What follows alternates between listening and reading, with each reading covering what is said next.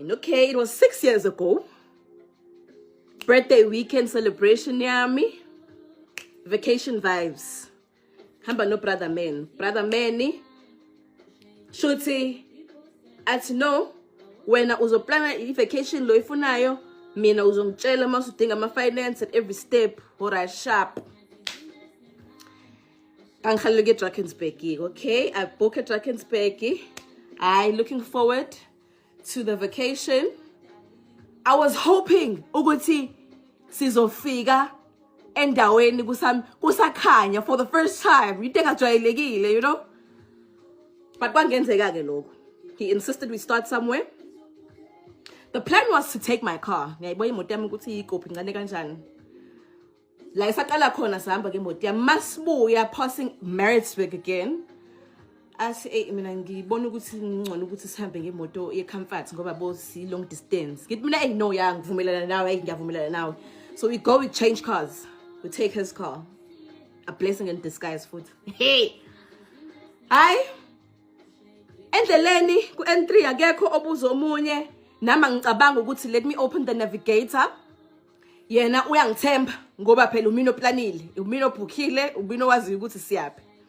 So now I got to know as we navigator because we just know which part of Drakensberg. I think there's two parts of Drakensberg. One north. I'm not sure if it's really north. But le ma offering pa Epickville. And then le ma uhamba nge Underberg ipulo. La esasiya khona we had to take route ye Bulo Underberg. But because mina ngitshela ukuthi hayi no ile phambili. Hayi sihambe. I-navigator ngizoyivula seso of rampa eBergville. Angizwa? Mangivula umlungu athi no nina buyelana emuva. Usesibuyelisa emuva ke manje back to Moy River ke manje. Ngoba angithi uyazi ukuthi i-navigator ikunika the closest route from where you are coming from. So there's no way sazobuyela back and elotuzeni ukuthi off ramp lapha ePophomeni sithatha iBhula neUnderberg. Isithathisa iroute that is closer from where we coming from. Masingena kulomgwaqo lona ke manje osusilidela khona gama lomgwaqo nuku navigate wilderness. Ungene emgwaqeni same time kuvele kubanda amathumba. So that's obviously we having drinks endleleni. Ngasutha ama drinks. Angisakwazi ukukhulumisa udriver manje because nami ngiyabona ukuthi this is a road that you need to focus when you are driving on. Sekumunye emotweni noma ngeke sasho ukuthi wena ubungabheki ngani kodwa you could feel ukuthi yabo when you got onto that road you could feel ukuthi phakathi uyayibuza ukuthi ngeke sabuza phela yabo ngirunishela ibirthday weekend but nje yabo ukuthemba umuntu osifazane themba umuntu angithembayo kodwa phela brother man. Okay? Out of panic, I called the accommodation.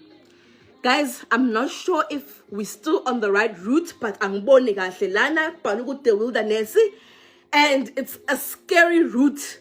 Like it's so scary, guys. Angazi final destination, the horror wena ungayazi, thrill ungayazi. Hey. Okay.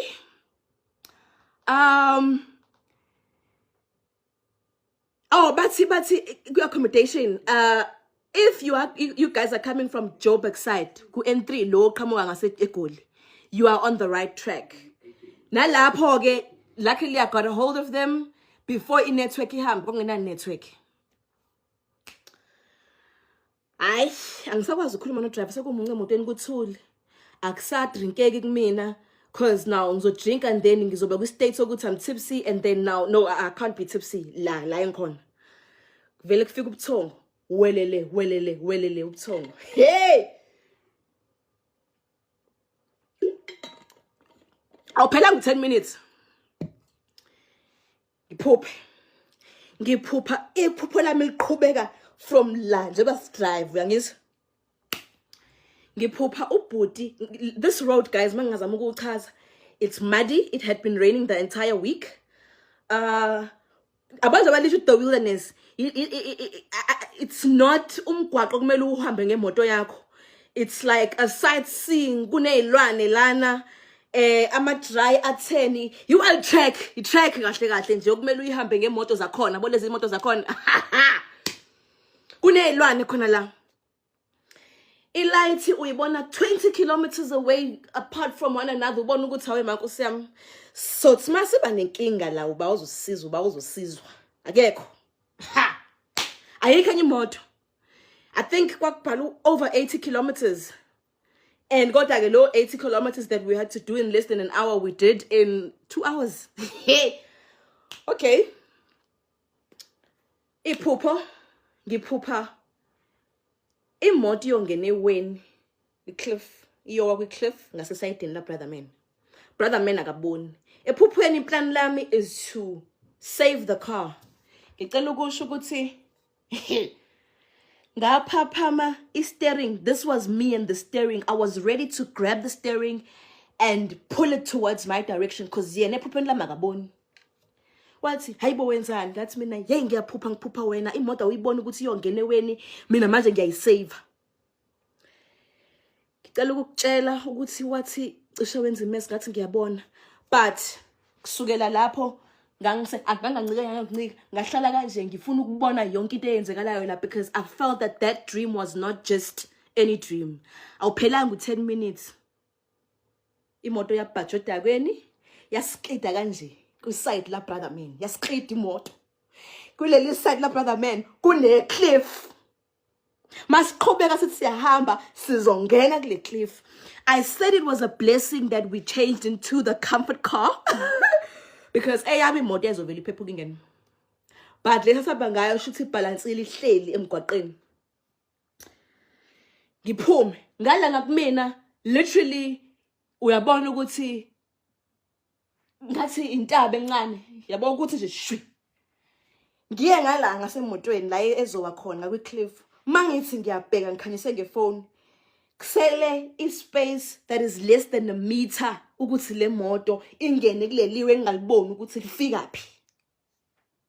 Akho network la. Sasothola uba. Ngiphume ngishiya umnyango uvuliwe. Brother man, ngithi mangithi ngiyabheka there's I madness, I thickness ye mud ingaka kumathayi ingaka. Ngibheke induku la ngithole like a small branch njena trying to scrape off the mud. Ngabona ukuthi no, this is a fail le ngenza la. Yabo ngoba phela futhi ngizizwa ukuthi angisangedwa ke manje. Ngoba manje iyathusa le ndawo ukuthi ungaphuma umuntu wesifazane. Ubhuti athi ngene emotweni. Ngithi mina ngigene emotweni sengibonisiwe ukuthi le moto izoba la eweni. Mina bekumele ngabe ngivukile ukuthi le moto ngiyisave. Angikwazi ukungena emotweni. Athi baqhamuka isilwane la, ngasengiyobhekana nesilwane kanje. Asivala isicapha. Hey, I banged the door. Ngizibona ngizofa on my birthday celebration weekend. Loyo ngiyakhuleka. Ngahlalela ke. Ngile moto le ngizoyiphusha. And then when uzohamba kancane, uyazi uyithinta imoto uzizwe ngazi ukuthi unamandla angene ezandleni. Uthi mawuthi uyayithinta imoto isuka ihambe. Yey. Ebanda mpo amathuba. Mangena, I'm cold. I'm shaking. You see, so we were like, what the fuck just happened? What's yo? Kwesinye isikhathi usinda ngenxa yokuthi uba ube khona. Kwesinye isikhathi mangakabi isikhathi sokuthi impilo yakho kuphele ngayo, ngeke uze kuphele ngayo. Yayizwa mina ngibonisa into eqhathaka la eduze, makumele iqhathake la eduze. Yayizwa from since that day 6 years ago, it's been this after this after this, and saying you will understand amaphupho something that is a message. Ngiyabona. Yo.